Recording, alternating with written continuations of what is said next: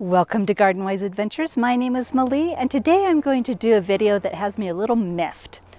Well, actually, it's a video that I created a week or so ago, and it was on how to control the suckers on my apple tree. Now, I created this beautiful video, and you're going to have to trust me because it no longer exists. Went into a lot of detail, some close-ups, and I really showed you how to prune these apple trees to control the suckers. The issue is that I do most of my filming off of my phone, and somehow my phone had some sort of virus or something on it that filled up the storage to capacity, and I had no idea. And I filmed, I think it was 4 videos that day, and every single one of them was deleted, and I did not have any footage of any of the work that I did that day. So now I've given myself some time to recover, fixed my phone, and now I'm going to do my best to do maybe not an actual recreation, but to go step by step what I do to control suckers on apple trees. Now, I do have some footage of what it looked like before it does now. This is what it looks like after, and I'm going to tell you a little bit about what I've done. So let me show you the footage of what the apple trees look like unpruned first. And as you can see, there is a ton of growth on it. A lot of branches that are growing straight up, and those are called suckers. Now, suckers happen if you prune an apple tree too much, and also pear trees too much at the same time and at the wrong time. Now, these apple trees were pruned last spring quite heavily and ended up with a lot of growth. And I want to be able to remove those without sparking a lot of new growth. So let me show you what I've done. Now, these are my apple trees. They're grown in the Grow a Little fruit tree method. I keep them about 6 feet tall. But as you can see, some of those branches are probably 10 to 12 feet tall right now. They're really wispy. Let me see if I can move in on them. They're quite tall.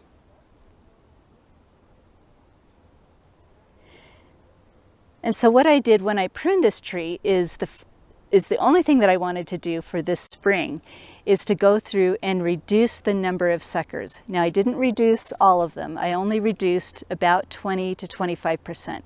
Once the apple tree has started to sucker, you need to be very careful how much you remove because you're going to end up sparking more suckers. Pear trees tend to do this also. And you can see all of these upright growths. I removed about 25% of them and tipped some of the others. Let me show you how I chose which ones to prune. Now, if I can scroll in a little bit here, I'm going to show you a section on the apple tree before it was pruned and then show you after what it looked like. So here it is before. As you can see, it's really crowded. And what I did is I went in and chose the suckers that were the tallest and taking up the most room and took them out. Let me show you what it looks like when I took them out. Now, this isn't the best cut right here. It was at a weird angle and I couldn't reach it very well. So we're probably going to get more suckers off of that. I may get Dan Owen in here to see if he can get that knob off. I don't like leaving any knobs on apple trees because they do tend to sucker more. So that one was right in between 2 other suckers and it was branched at the top. So I took that one off and it opened up this area really nicely. I also took off a branch at the end that had several other branches that were suckering up at the top.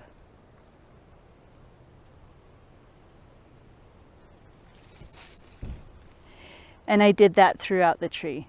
You can see the bright areas, those were suckers that I did cut off. You can see several through here that I cut off.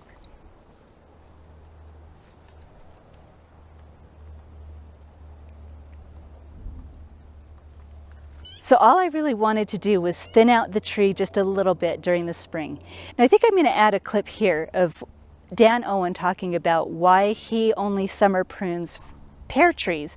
And then I will discuss a little bit with you on why I didn't remove the height off of this tree right now and how it kind of ties into what Dan is talking about pear trees. So here's that clip of Dan talking about pear trees. As a general rule, I said earlier about how you're supposed to only take about 1/4 of a tree off. Okay, if you take 1/4 of the tree off on a pear tree, a European pear tree, okay, it's going to react badly. Okay, I have taken to in my time of going through, and if I've got an orchard I've got to prune for somebody, okay, and there's pear trees in there, okay, I'll say, would you do me a favor, let me come back in July? Because the natural life cycle, annual cycle of all these trees over here is that it wakes up in the springtime, it's had a good night's sleep, it wants to go, okay? And when you look up here on these things and you trim and you trim, yeah, and you trim and you trim too much of it off, okay, it already had that energy in it and it wants to put it someplace, okay? And what's going to happen is you're going to have these things here, that's a water sprout, and they're going to be 4 feet tall. And they will produce nothing for you, okay? And it puts all of its energy into making the wood that you cut it off, that you just cut off. It's going to do the massive amount of its growth in April, May, and the first couple weeks of June. If you get those water sprouts under control by then, okay, you're doing okay. So as you can see with what Dan says, pear trees and apple trees tend to put a lot of energy into their growth in the spring. Let me show you some areas on my pear tree that might still be swollen a little bit so you can see the amount of energy that is in that tree getting ready to grow. Now this pear tree has already pushed a lot of growth, but as you can see, right here, there is a swollen area right here. And then there's a lot of new growth that has come out of that area. Now, pear trees and apple trees, here's actually some more areas right here that are getting ready to push some growth.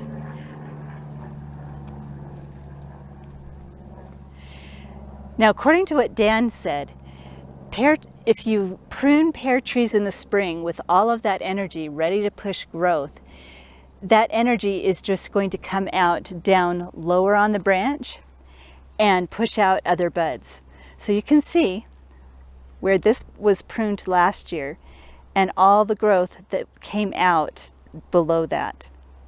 Now those are the suckers that we want to avoid. Now these are actually okay. They're not that tall and I don't mind that kind of suckers. They're actually going to give me fruit.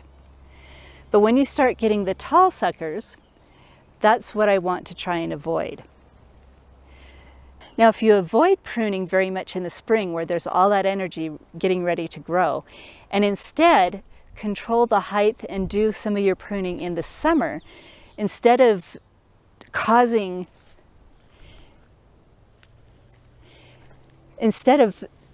all that energy that is trying to grow out the top and pushing it down along the stem, the tree has already expended the energy, and you can remove the height and actually remove some of the energy of the tree, and you can effectively dwarf your tree after you do it several years in a row.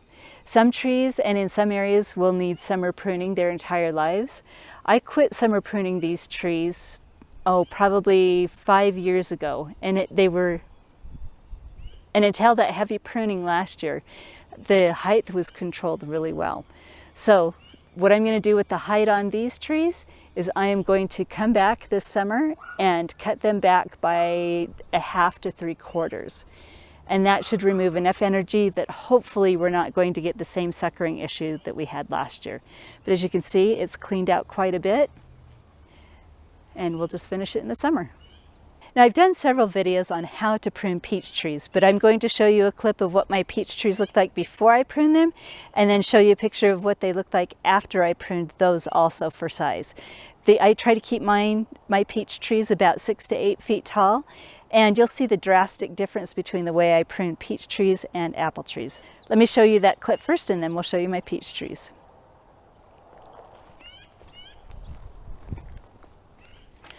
So as you can see, my peach trees have had a lot of growth on them. Now, peach trees are different than apples and pears.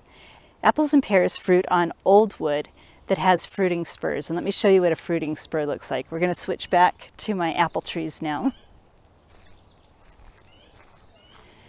If you look right here, this is a fruiting spur. And you can see buds that are getting ready to open. Here's another longer spur. And they form along, 2 to 3 year old wood. If we were to cut all of these older branches off, we would cut the fruiting spurs off and not have any fruit. And let me show you where peach trees fruit. Now here's a view of my peach trees after they were pruned. They're in full bloom right now, and you can see how many blooms are left. But you could also see how drastically I pruned these peaches. You could take up to 75% of the new growth off of your peach trees and still get it to fruit, because peach trees fruit on second-year wood. So this beautiful branch right here was formed last year, and all of these flowers are forming on that wood. But as you can see, on the older wood, we're not getting any flowers. It's all on the second-year wood. So if you want to keep a peach tree healthy and producing well, you need to remove a lot of the new growth off. The other reason I prune peach trees this heavily is that I want to be able to avoid the branches breaking as much as possible. This is also grown in the Grow a Little Fruit Tree method. As you can see, we have 3 trees that were planted really close to each other. We have a nectarine and 2 peaches. But this tree right here, I failed to prune it correctly, and I also failed to thin it several years in a row, and it continually broke off until I've lost about 2/3 of this tree. So I am hoping that these branches fill in and fill out the side of the peach a little bit more. Now the last thing I want to cover is how to know where to cut a branch. And let's look at this branch that I cut when I did the video the first time. You can see this wrinkled area right here. This is called a branch collar. Now this branch collar contains a lot of hormones that will help seal the wound after it's been cut. Now it won't heal it, it will seal it. So it'll take the bark and seal over that cut. As you can see, it's only about a 1/2 inch, long. I didn't leave a big stub. If you leave a stub, it won't seal over. Now, if you cut it in the wrong spot and in the wrong way, it will also not seal over. And let me show you an area that's not going to seal over. So as you can see, this cut on the end, it was cut a little too close to the branch collar.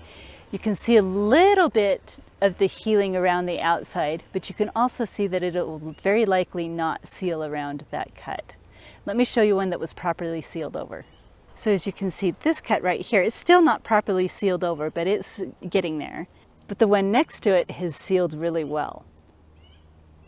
And this one's on its way. So you can kind of see why it's important to cut in the proper area so your trees can have the opportunity to seal correctly. So that is it. Now I know this video is not as good as it could have been if I had been able to keep that video from last week when I actually showed you how to prune the tree. But hopefully this is helpful. So if this video has been helpful, I hope you like and subscribe and share it with your friends. Comment down below and go have a wonderful garden adventure.